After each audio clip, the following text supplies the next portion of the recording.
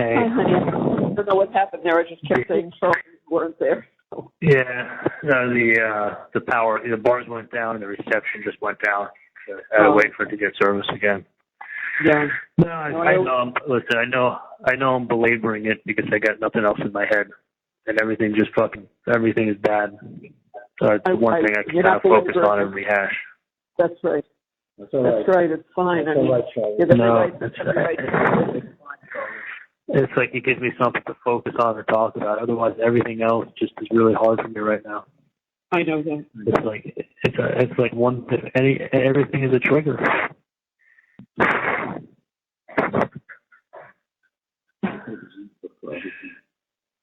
Oh, I don't even know what to say. I've never been like this, but it's like usually I always focus on something. This is like I focus on the appeal, and then I think about it, and I'm like,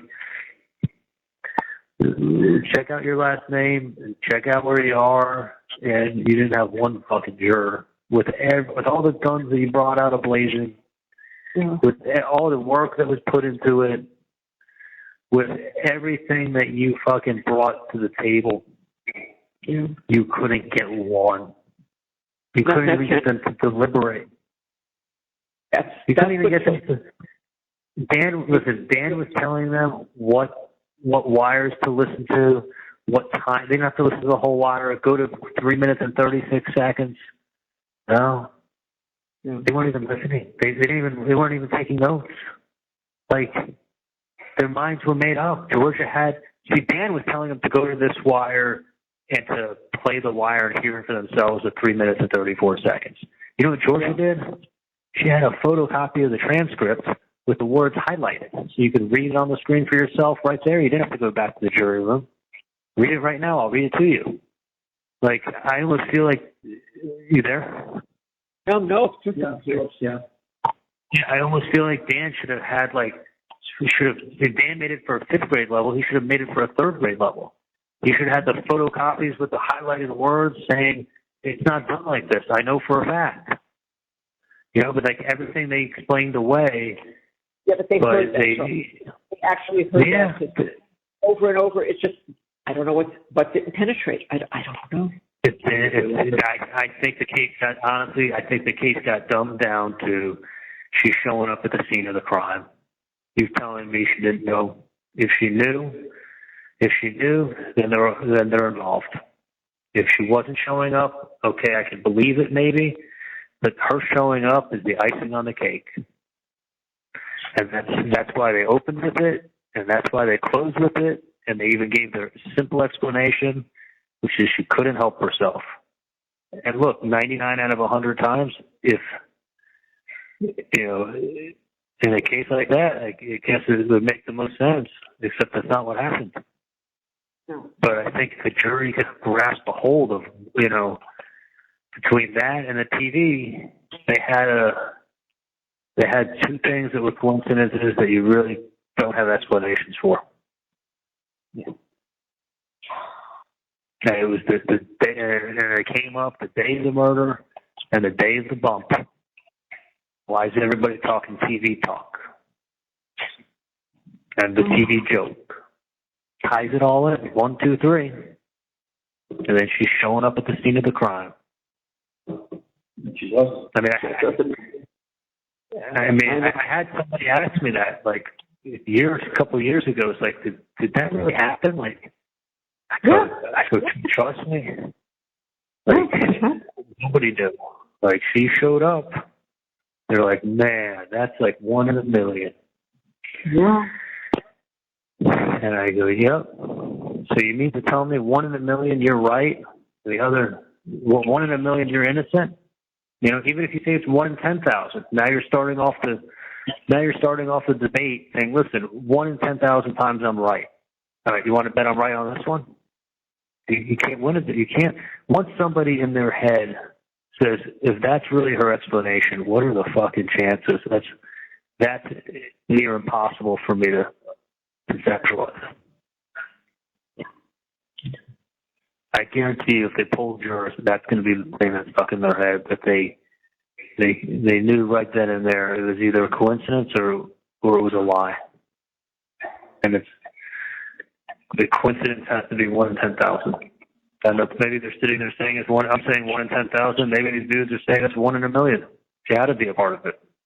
She's showing up at the. You know what they always say, like an expression. It's like you showed up at the scene of the crime. Right. Like they always use it in like detective movies and like. Sure. Right. It's a lie. Like you're at the scene of the. You showed up at the scene of the crime, but she didn't know anything. Like. People start a fire and then they show up to watch it. I mean, it's been on TV forever. It's always it would be like, you know what it would be like? Do you remember that mafia guy in New York, Paul Castellano? What's the last name? Castellano. He was shot getting into or out of Sparks Steakhouse in like downtown Manhattan. Oh, yes. Okay. I didn't remember the name. It was like that's when John Gotti became like the head of the Gambino crime family, is when Paul Castellano got shot. And they did it like it was in like downtown Manhattan at Sparks Steakhouse. I just seen it on the news enough, that's all I know. Wow. But that's it was like real violent, and it was like he was either getting out of his car or walking into his car out of the steakhouse, right? Yeah. And that would be like saying somebody who absolutely hated Paul Castellano, like who had beef with him of some sorts, like who lived, 15 miles away, like pulling up at the scene 30 minutes later. Or even like being there while this actually happened. Right. Like sitting in the restaurant while this happened. Like, it's one of those things where you go like, okay, like this guy's this is happening. Manhattan's a big city. Okay, why the hell was this guy here? You could say, well, he was eating dinner the same night at the same restaurant. Okay, maybe. But like, he was going someplace, he was going to a liquor store, past 4 liquor stores, took alternate routes, and ended up right there at that time. Like, that's a good story. Like, that sets the tone for everything else. Like, that puts a bad taste in your mouth. Yeah. Yeah. It does. No. You showed up at the scene of the crime. From your house to his house. Like, what did it say? Was it a 17-minute drive? I think so. I think that's what they said. Yeah. Okay. And then they put up slides to show liquor stores were like 5 minutes from her house, and she's driving 17 minutes. Like, I get it. I would go to CVS right by Nova. Yeah. There's closer ones. So you go. Oh, we used to. And I pushed that same pharmacy across the street from Nova. I don't know why. Maybe you can do that with liquor stores or pharmacies, but like, I still went to the CVS liquor store and the CVS pharmacy. Yeah. But anyway, I mean, like, what I'm just saying is, like, if I ever were to get an appeal, and listen, Dan told me this. I'm sure he told you the same thing. He said, the appellate lawyers are expensive. Spend some money on the appellate lawyer, but don't look to spend a fortune because, it's hope. You got to give yourself some hope. It's going to take 1.5 years, 2 years, and maybe something will happen, and maybe someone will write something about the case, or something will come forward. But then you got to get a new trial. And I always, what sickens me is that it's not me getting a new trial like most people who are on appeal. They get new trials or whatever. Nobody really knows about the case, or it's an old case, or you pick a jury. You show up for jury duty, you don't know what the hell case you're going to get on. This would be a circus times 2. This would be the fourth trial based on this shit? Yeah. It would be a circus. Again, big circus. I mean, He would have to get moved out of Tallahassee, but the circus will travel. And for as well as our case was put together, you couldn't get one fucking person. You couldn't even get the jury to pay at any time. They had already decided. I mean, it's just They did. okay. They did. Yeah, no, it was. As you know, when I was being brought to court on Friday, so the black guy who was going to court with me at the same time and everything, he'd been here 3 years. He got a public defender. He had a first-degree murder charge. Been here 3 years. The guy's last name was Brown. Yeah. And I was in my cell. He was in his cell, and I was eating lunch. It was on Friday, and we were talking from the cells to each other for a few minutes. And he was real nervous because the jury was deliberating. The jury started deliberating at 11 o'clock in the morning. I came down for lunch, brought him down there. I guess it was about 1 o'clock on Friday. I was like on top of the world. I was like talking, like happy that I was testifying. And Dan was like telling me how great I did. Kate was telling me how great I did. Jury consultants that were watching it said I did very well. He said it was the best he's seen me, like, as far as being straightforward and like precise, and, like, composure. You know, like he said, you knocked it out of the park. That was his words to me. Was you knocked it out of the park. Everybody said it. I went down and I talked with this guy and sat it all down. What's going on? He started talking about his case. He said he's got his girlfriend, his baby mom, and she's got an ex-boyfriend. She also has a kid by him. You know, they had words. You know, he told him, like, you know, if you got a problem with her, you can take it up with me. You know, don't talk to her anymore. You want to talk to her, you talk to me. And then the guy showed up at the house. And he said when the guy showed up at the house, he reached for a gun in his jacket. And as soon as he reached for a gun, he pulled out his gun and he shot him like 8 or 9 times. And he's like, one of the last shot was in his head. But he shot him like 8 or 9 times. He's like, man, it was self-defense.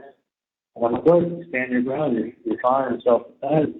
And he's like, yeah. I'm like, did the guy have a weapon? He's like, yeah, that's the thing. You know, when the police, he's like, when I shot him and all, I went back in the house.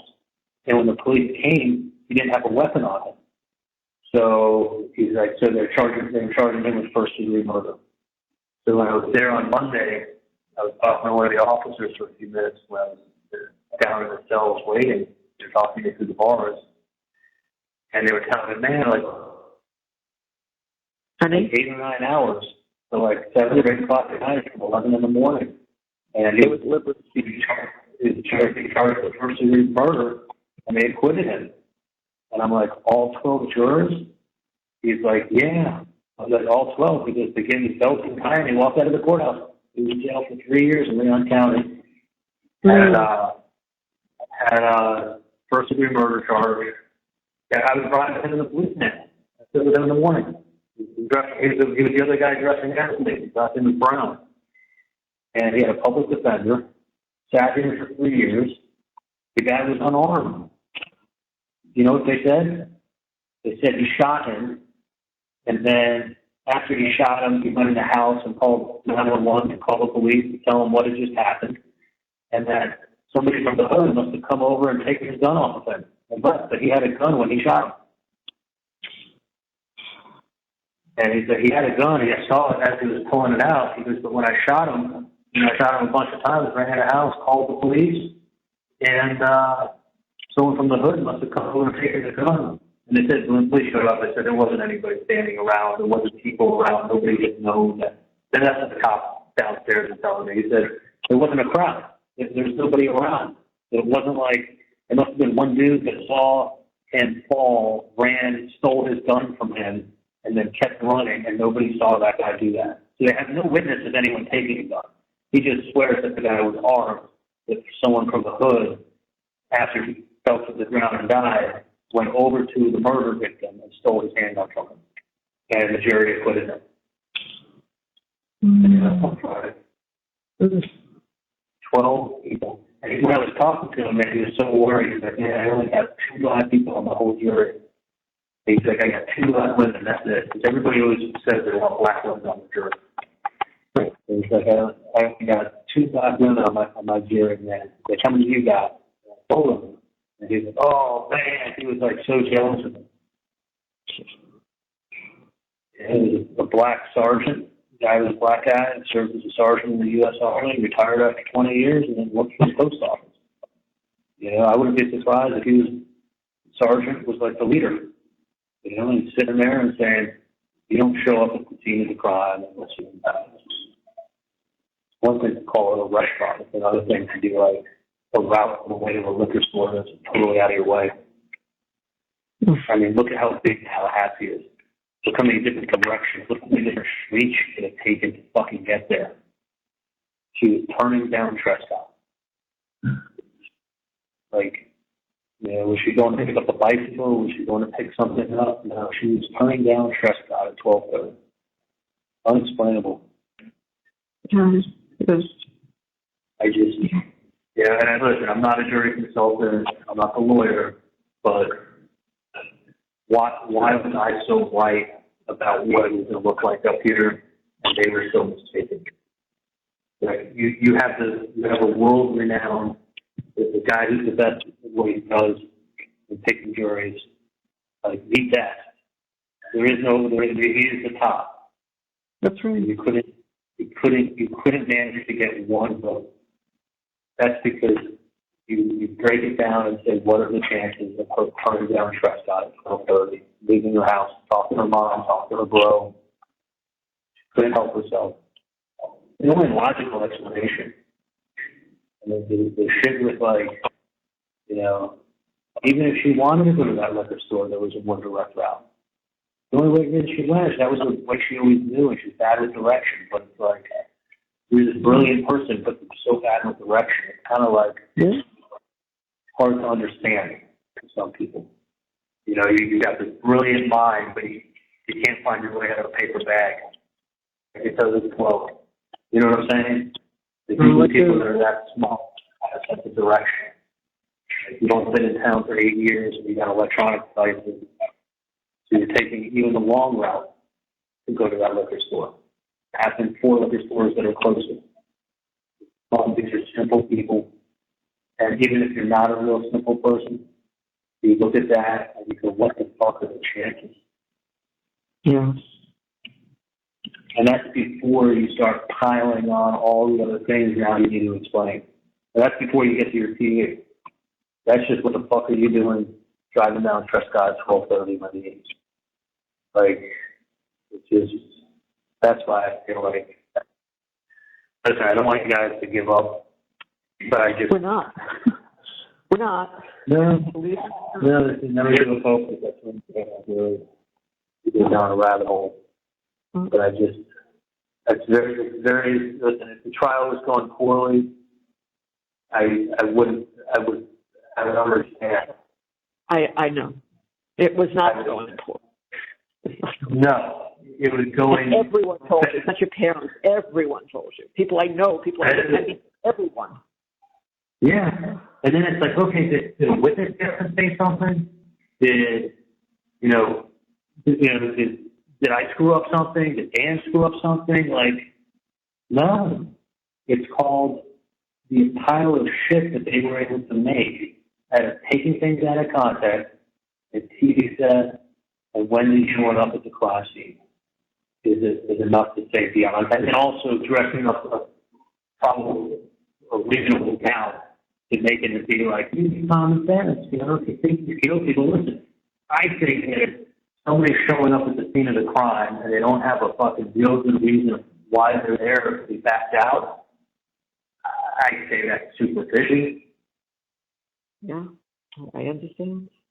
Like, you showed up at the scene of the crime. Like, how else do you, if that was the only thing, that would be one thing. But it's like, that's why the showing up at the scene of the crime and the fucking TV became like two things pounded in people's heads. And you combine that with all the other fluff, and you have exactly what I said is going to happen in Tallahassee. My words were, you don't stand a fucking chance, even though I know the truth. Yeah. You don't stand a fucking chance. Like, how could, but I just don't get how everybody, like, the trial, here's the other thing, Mom, that the trial went really well. Like, it didn't go bad. There were no surprises. You know, Dan was hitting on all 8 cylinders. You know, I was nervous because I've never testified in court before. Like, you know, you can forget something or stumble or, like, you know, and really, you know, be made to look bad. If anything, I thought it helped my credibility when I got up there and they liked me, like with like your personality kind of came through a little bit. Like it did. Everybody said that. Yeah, very personable, like, I really pleasant. was trying to, like, just be myself. That's like the word everybody yeah. uses. He's likable. He's a nice guy. I mean, she tried to say, like, to make me look bad that she was talking about my mom using the curse word and saying this. I go, honestly, it's just like, you make me laugh. You said the word fucker in court. Right. Like, yes. She said it a few more times trying to get me to laugh, but I wasn't going to laugh. She kind of took me off, like, sure. where my head was. It has anything to do with anything. You know, she was but she sounded like she had Tourette's. I mean, I wanted to say that, but you don't want to say that because you don't know if anyone in the jury's got a family member with Tourette's and then they think you're insensitive. But I wanted to say, like, you sounded like you had Tourette's. You were standing there screaming out curse words one after the next, like rapid fire, like not in context of who it was being said to or why it was being said. You're just naming out curse words, standing in the middle of the room screaming. It made me laugh for a second. You know, it's like, that's all I was laughing at. Talking out loud for a second. But she really, like, I was in such a good mood. Saturday, I remember calling my Smith, and I was like, she started asking me, how old is Maria and what did we do for days? I knew she had nothing else to ask. Yeah, she was out of questions. She didn't know what to do.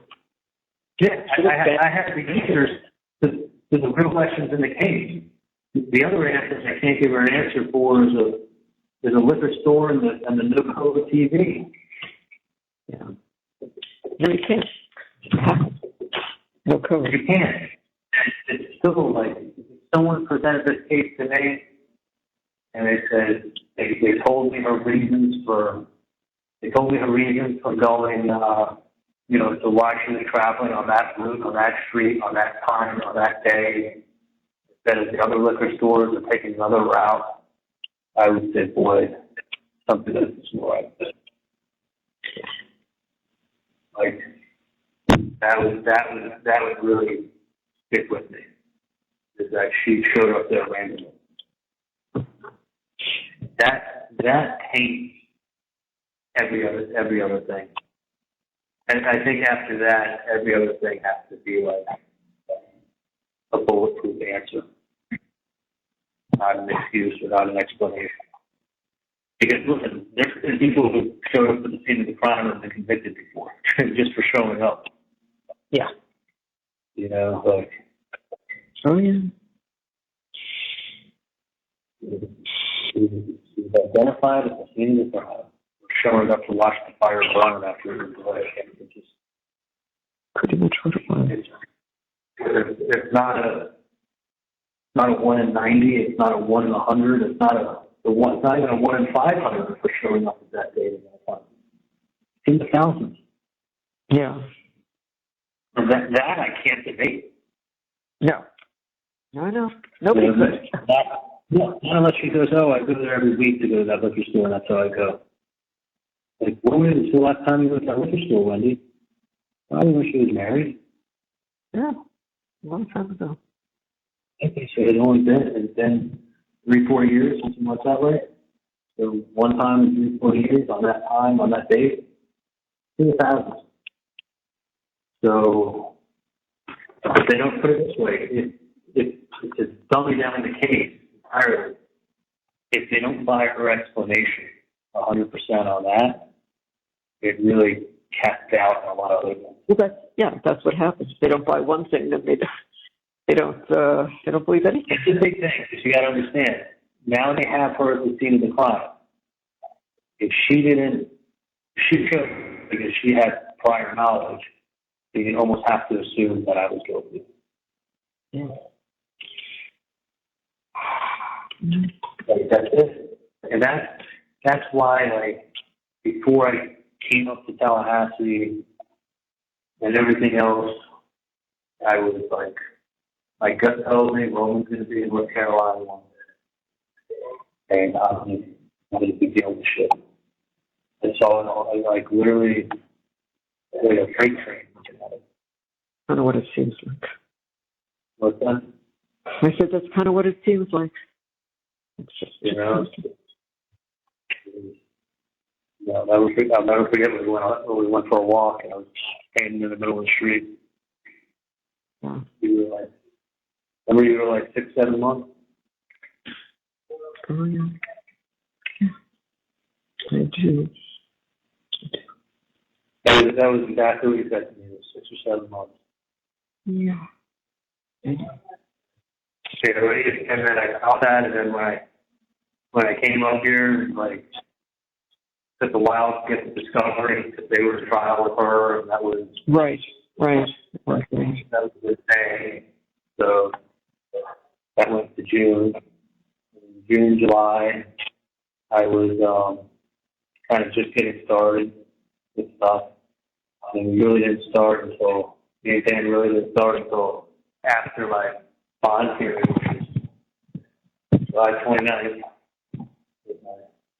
No, that was my bond hearing. That was like my first case. I had an appearance on July 29th. And that's it. And I went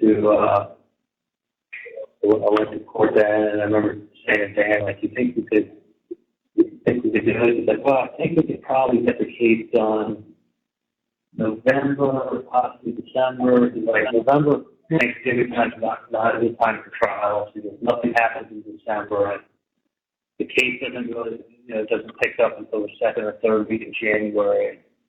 He's like, so we'll have it set for February. So I'm thinking, like, all right, I'll be here till February. I'll get everything done. And then when we got to December, we said, let's set it for April. Let's set it back for April. Like, we need a little more time. And I was having a rough time in here in January and part of February. And then Dan's like, you know what? Like, we could be ready in April. He's like, we definitely would be ready in like June, but we can't take a chance. Like, we've come this far. Like, why tell them like June when we may need more than those 8 weeks? He's like, we'll definitely be ready in July. Definitely ready in July. I'm like, all right, so we tried July, but they had a date in July, and then both prosecutors were taking vacation in August. And then in September, the judge said that he had a prior engagement to it. Right. And then when I appeared in August, at the end of August 25th, I think, I had like a whole countdown thing on my wall. I had a calendar, keep track of the days. Like, you can see every month I drew out like Sunday to the left, so Sunday, Monday, Tuesday, Wednesday, Thursday, Friday, Saturday, and then I hand wrote the days in on the wall at pencil. And then like every day I put a check mark on it, and if I worked out, I would circle the date. So that was my like working out, if they mentally fit, physically fit, doing my little yoga class with everybody at night, workout class with everybody at night. Like eating my food, reading everything on the trial, reading all the transcripts, all the depots. Like, I really, and it's hard. With ADD, it's hard for me to concentrate anyway. And it wasn't exactly a study area. No, I'm sitting on the edge of my bed. I don't have I don't have a chair with a back. So it was hard for me to study. To be honest with you, it's hard for me to focus. I didn't realize how bad I had it. It was hard for me to focus and read, and I did it. And I forced myself for hours, and I went through everything with Dan, and it was like, we're ready. Yeah. So when it comes down to it, my initial gut feeling was that it was right. Like, looking back on it, like, you know, Dan did, he left it all out there. Like, he did the best he could. Like, yeah. Like for fucking, you know, having the best lawyer who's working his tail off, who had that team behind it. It wasn't just him plugging away in his solo office. He had a team who was doing each guy with him. Like, he could have kept a whole lot more for himself if he just did it himself and didn't bring someone else like Kate. He brought Kate in. I know. You know, and then all the people he had in his office, like, he had people that had so much experience and knowledge and just constantly, I mean, we did a mock jury. We had 25 people on the phone for the mock jury. I know. You know, like, everything, you know, the feedback was tremendous. You know, so that got me, like, really, really pumped. You know, and then having Josh Dubin up there, like, I can't thank you guys enough for doing that. You know, like, having Dubin come up here and his team, and he was sending that guy Renato down.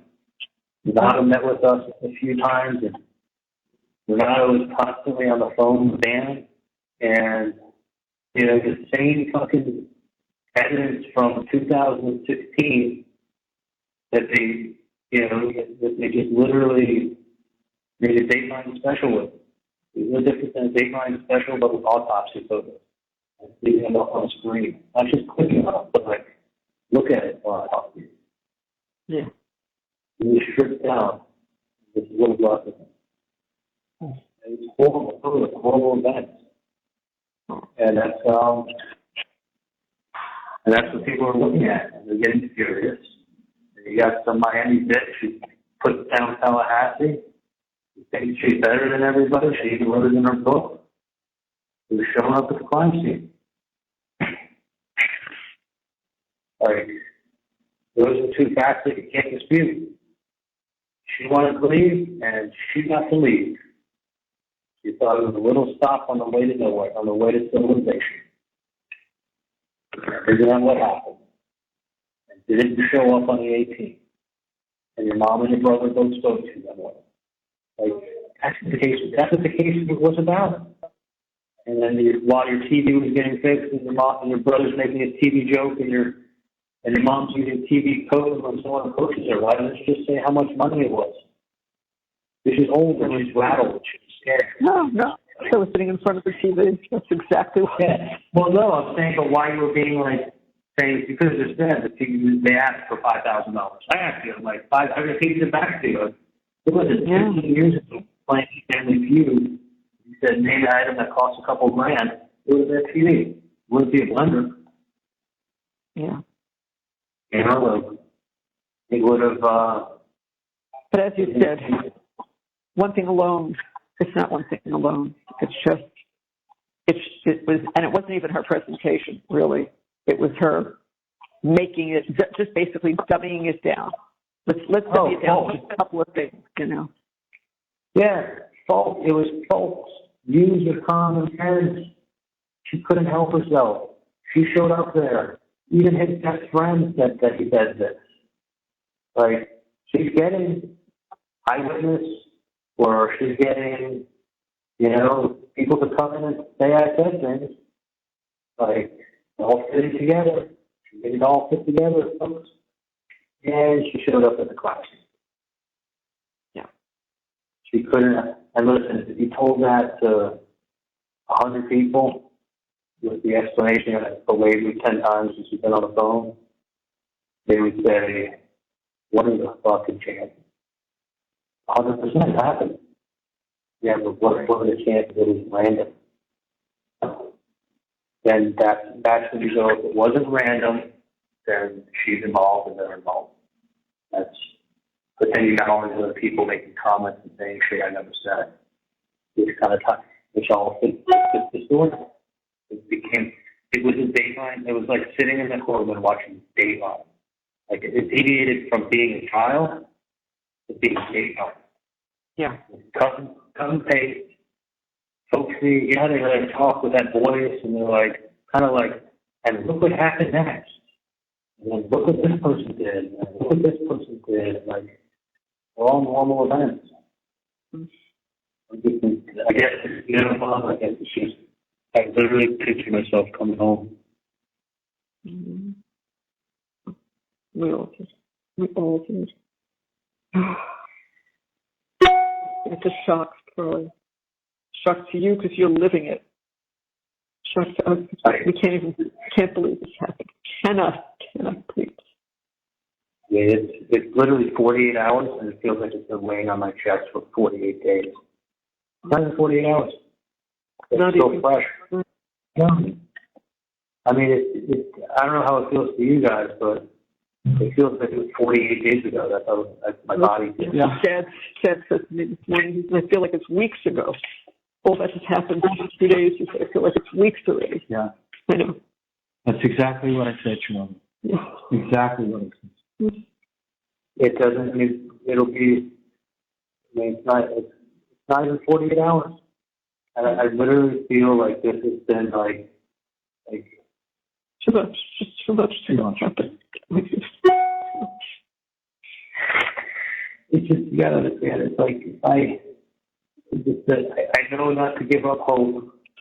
No. At the same time, don't give up hope, because you can win an appeal, you can get a new trial, like it could be during this conduct, you know, all those things can happen. It's like you're gonna have to get used to the idea of making a life for yourself. And I just lost it when I was there, and Kate went to the side. I can't even, like... You know. You had a life. I know. You were coming home for your life. We were all waiting for you to come home. It doesn't seem real. I mean, it's just like, it doesn't seem... Like, if I did it, or if I was fucking, you know, having the trial go bad, and I could see it happening, it's just like... Nobody's sorry. I'm giving my stuff away here, thinking like I was feeling so. I didn't feel like I was in jail. I was just like in a zone. Yeah. Mentally, I was like, you know, I got a list of numbers on an old sheet of paper that looks like it's been through a war. There's only a few numbers on there. People I still speak to. Whole list of numbers. Just a few people I actually speak to. And I said, I'm going to keep this list with me when I get out, so I remember who my real friends are. That's why I took it and put it in that red folder with some papers.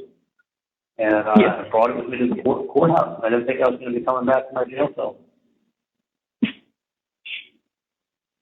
Dan thought he was driving you home.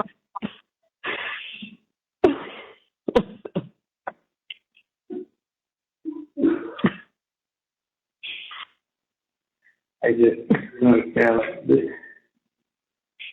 I thought I was going to do so much better. I was even thinking like maybe I won't end up living out in Asia. Maybe I'll end up staying here and having a real solid relationship with him. And I was thinking I'd go out there for a while and come back and probably end up staying here, you know, and it'd be like people would know that I'm innocent.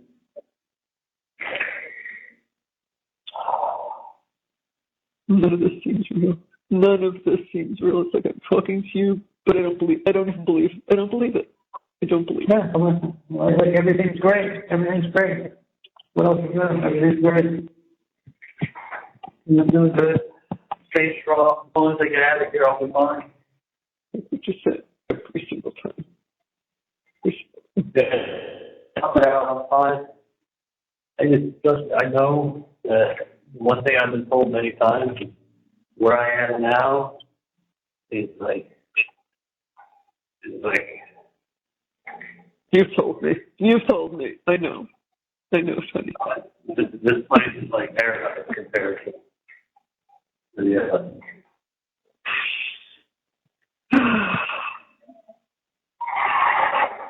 It is. I mean, I have a good feeling that if there is a protective measure, it's all general people that have that same custody level. They gotta have one of them in Florida. Where, you know, it's one area that they keep a general population group that they can't mix with other people.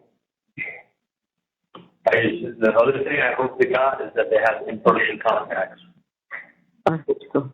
I hope so. I asked one guard I was asking last night, he's like, I don't know, the UFC changed a lot of stuff after COVID. You know, it also cut down all the contraband that was coming in. But I don't think it's humane to not have people get contact visits. No, it's not. And I don't know. I've done a little research. I can't find anything yet, so I have to just wait and see where you are and what the story is. Evidently, it's a little different in different places, so I don't know. You have to allow to get contact visits? I'm sorry. Some places, but I don't. I mean, I'm not on the computer now. I don't know, but you don't know if that's from 21. You don't know if it's from 23. I mean, it's.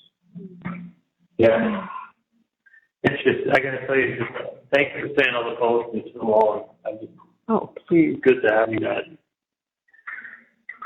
Charlie, really good to be here.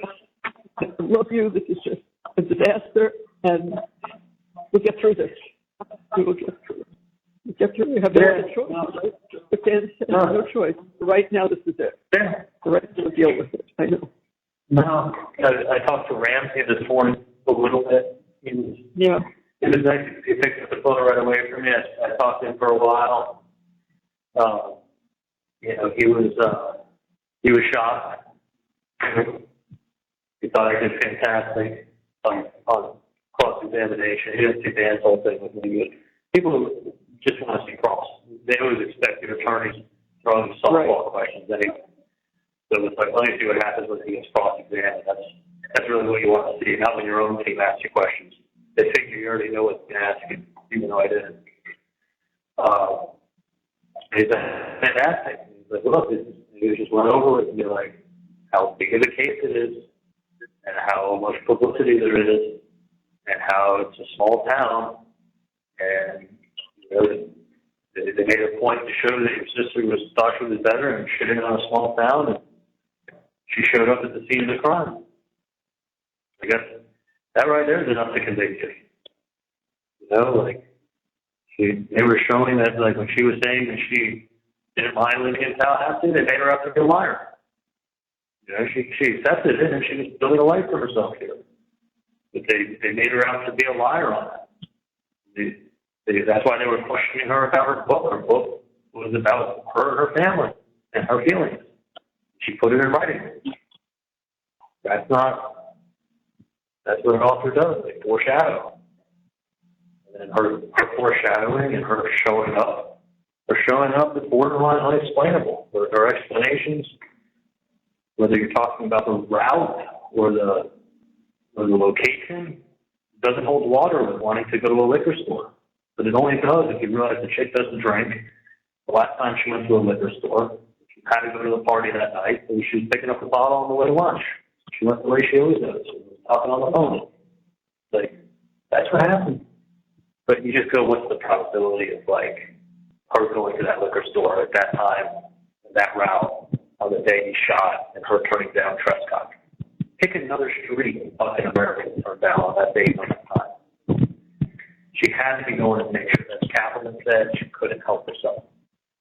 What do you think? Who do you think explanation sounds more logical?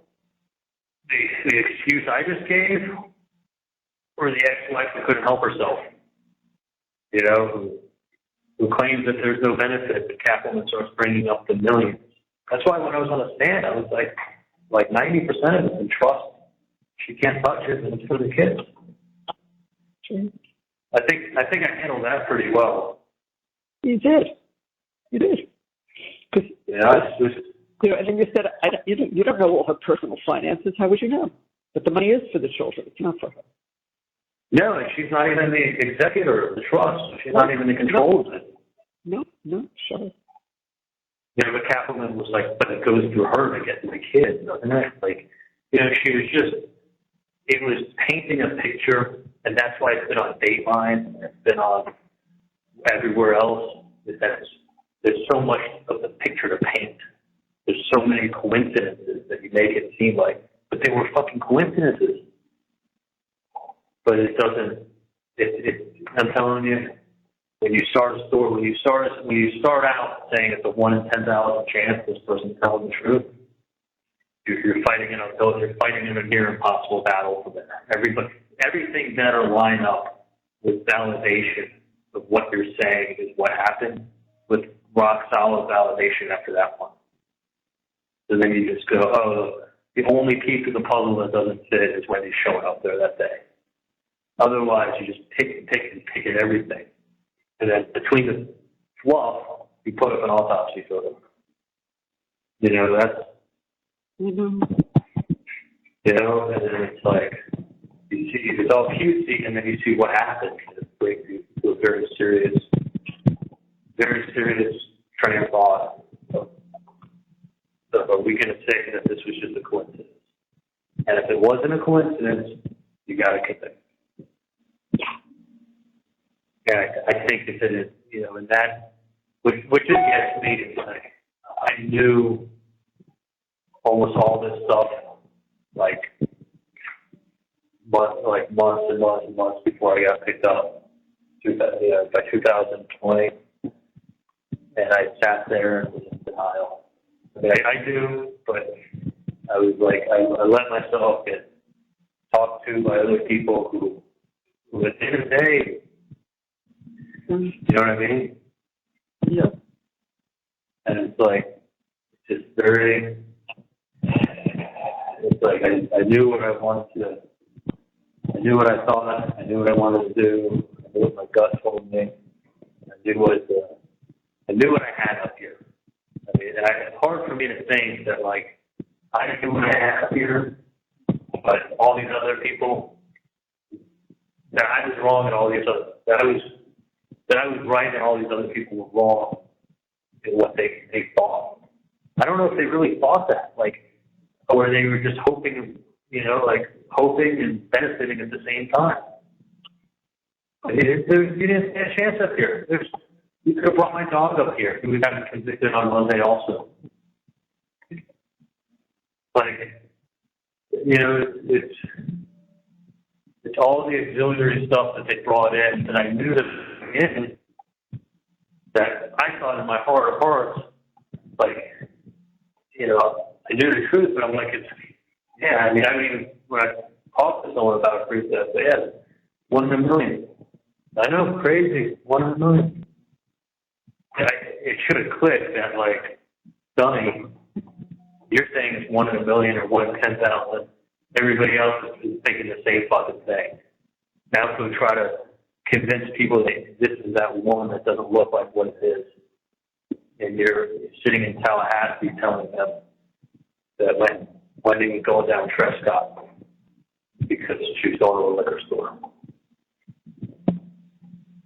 Like, just about the purchase she made at the liquor store, they were photographing a liquor bottle. Because they thought they had it with that.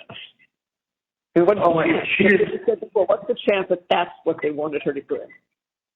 Well, there's 5,000 things in a damn liquor store. And I'm just saying, I really don't know how many bottles there are in a liquor store, but it seems when I go to a liquor store, there's like 5,000 different items that you can buy, right? Yeah. I mean, you could literally pick up like 5,000 different types of wine, champagnes, bourbons, rums, tequilas, scotches. She handed a drink. It's probably the one and only time in her entire life she ever bought a bullet bourbon. Like, that alone, like, with she had no invitation. If she had no invitation, that alone would have been like, that's too crazy. Yeah, it is. Driving down Trescott to buy a bottle of bullet. That's enough to get you convicted right there. Showing up at the scene of the crime. Criminal one. Like they do on criminal. Oh, listen, when Ryan stopped there at work, brought that girl, had that girl stand, like slow down and stand next to him for a split second as he was loading up his car and took photos of him, mailed it to Talia. He was showing up at the house, helping them, comforting them, finding out what they thought. He was right there in the thick of it because they didn't know it was him. Ryan helped them get the private investigator to look into things. Darren's talking to the private investigator, telling Ryan what the PI is saying. They didn't realize that he was talking to the guy that set up the photos, wrote the letter, stole his best friend's money, got him to hate his best friend, and it wasn't working enough, so he had to put the last nail in the coffin. I mean, it had to be me. Had to be. By the way, if you picture, like, just to give you an example, that would be like the same date and time that those pictures being taken, that Ryan sitting in the parking lot and taking those pictures of Darren with that setup girl. That would kind of be like me driving 10 miles out of my way and stopping off at the Publix in that shopping center, and my phone pinging off that same tower, and then me going home, and then me saying, I was never in that area, and being like, oh shit, I was in that same parking lot on that same time, on that same date. Like, that would be pretty suspicious. You know, I'd be like, well, how many Publixes did you pass or routes? It's like, what the hell were you doing there at the same time this is going on? I guess something was happening. Oh yeah. You know, like I wasn't Publix at the same time, and that would have been like unreal. Like, but that's where coincidences happen. I could have been at that Publix. I don't know what day he took the photos. It's one of those things that just. I'm not asking Dan now, but in a couple of weeks, I'm going to ask him to look into that for me and follow it up with Ramsey. You know, it's funny you said that because I think Dad can. I think he can, along with Alex. Yeah. What, have you talked to Alex about it? Dad has been in touch with Alex. Not in the last days, but because Dad was working on that. Hold on. He was asking about U.S. legal funding. Oh. He was talking about Ramsey, rather. Oh. He's the U.S. legal funding, right? The right one, yeah. And I said you and Alex have been working together to get things straightened out. Oh, right. Financially, yeah. So just hang in there because we are. I shouldn't say we are. I'm doing that. Okay, because Ramsey, I spoke to Ramsey this morning, and I said to him, I'm sure Dan has done nothing but this case for a long time, and he's literally been up here for 3 weeks, so I'm sure he's got tons of matters to attend to with his office and his wife, and his wife's been put on hold for a full 6 weeks pretty much. I mean, he's eaten, sleeps, and drank this case for at least the last 6 weeks, putting it on godly number of hours, living up here for a couple weeks. And it's, I'm not going to ask him to do anything about Ryan, like this week, next week, following week, but within like 2 or 3 weeks, I'm going to ask him if he could, like, take a look at some stuff from there. You're saying you're saying 2 or 3 weeks from now? Yeah. I don't want to. Yeah. I want him to catch his breath for that. Yeah. You know, and I know that he even told me, like, I thought he was getting me out, but he was like, he's like, when I get you out, don't ask me to do that the next day. He's like, give me a little time to catch my breath. I know. I think he needs a little more time to catch his breath in this one. Yeah. Oh, believe me, I would not. The only thing I bother him about is just to ask a question like for you earlier or whatever, to text him a quick question. Otherwise, I would not bother him. I know it. No, he's beside himself. Not as beside himself as I am. You know, like, I mean, he knows. Like, I asked him. I said, "What do you think's gonna happen with Katie?" I said, he goes, "Well, I don't think they promised her or anything, but you know, they may give her, you know, a 20-year sentence. You know, they may say you got to do 15, 20 years." He goes, "But she's been in there for 7. So if you have to do 20, you get 85%. If you have to do 20, you get out of 17, and then he's already been in there 7, over 7. So if she gets a 20-year sentence, she'll have 17 years, and then over 7, she'll have 9 years and change. She'll be out." Dad just walked in. He didn't know what I was talking to you about, but yeah.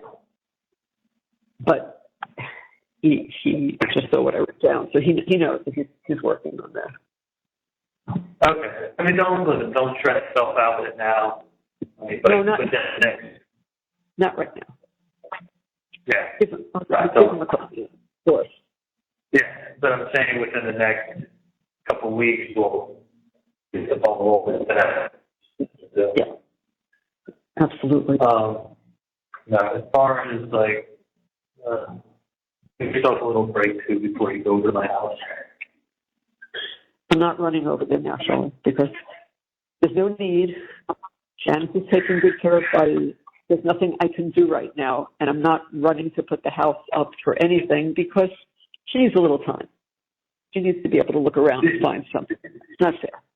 I'm not going to do that. Well, no, she's not only does she need time.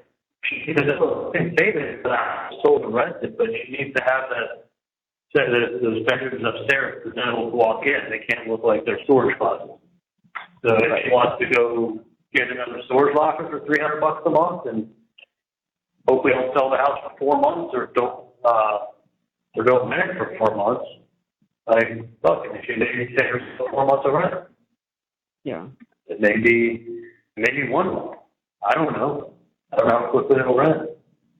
I just know that I designed that backyard and everything was kind of like that was like me putting my stamp on it and everything I did out there. Yeah. You know, like, it doesn't feel. I feel like I'm in a fucking, like, trapped in a movie on TV. Like, I've been here for over a year and a half, but it's like, it's the weirdest. It's never been as much of a swing of emotions in my life as anything. Like, I mean, like I said, I'd rather. I know what you'd rather. It's just have regret about so many things. That I also have sadness on so many different levels. The sadness, and I just have regret on so many different levels. And then I think of Roro, the last time I saw him, I literally ran away. I patted his head as he walked away to breathe long with me and Dad went to lunch. I thought that. I just remember last thing exactly how it was, and I told him a good time. It made that moment at the house. Dad came over that morning. Yeah, that's right. And I took him to breathe long and we went to talk that. Sure did. Dad drove the Lexus, I drove the Mercedes. Top hat, I dropped all it off right around the corner. Went inside, had lunch. That was on Monday. It sure was. Yeah, my brother talked to you, and your friend's kid was looking for a free place to stay in Miami, stay at your place. I said, what the fuck are you doing having that guy stay there? You know, it's Thursday, 21st. I literally, when I called out to this number I have on my phone, I thought it was a neighbor of mine calling, or somebody, whatever, maybe it's an old friend who was trying to get into my backyard, or a neighbor of mine calling to tell me, like I said, the 2 missed calls I had were within a minute of hearing all the noises on the side of the house, the glass breaking. So like, I had to get someone calling and let me know what's going on. Like, just, you know, had to be a neighbor of somebody seeing something and calling and letting me know. And I'll never forget, he's calling me, he's like, "Hello, Charlie?" And this was after I went into the bathroom, so I look out the window. I opened up the window and I was like yelling out, like, "Everything okay?" And then they responded to me, and it was like, you know, you could tell all these car engines were running, and like there was all these people everywhere. And the guy goes, "Charlie, this is Agent Sanford with the FBI. We're here with FBI SWAT, and out with your hands empty and up in the air." My words to him were, "Are you fucking kidding me?" It was like that. I really thought I had a burglar. It was something unrelated to this. It was like out of a movie. I was like,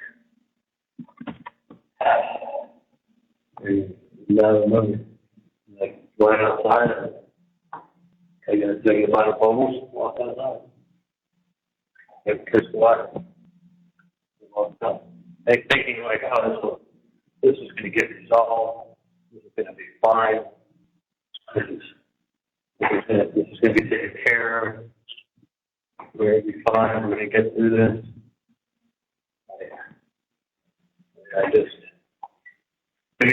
I never really, Marcus always told me, don't watch these shows on TV or anything like that. I thought it was bits and pieces of stuff, but like, I think maybe if I would have watched the full one. But that's TV. You don't think they're going to do that in a courtroom. No, you don't. You know? Folks, what is it? And listen, I get it. I've done it with you for an hour or two. Like, folks, what are the chances?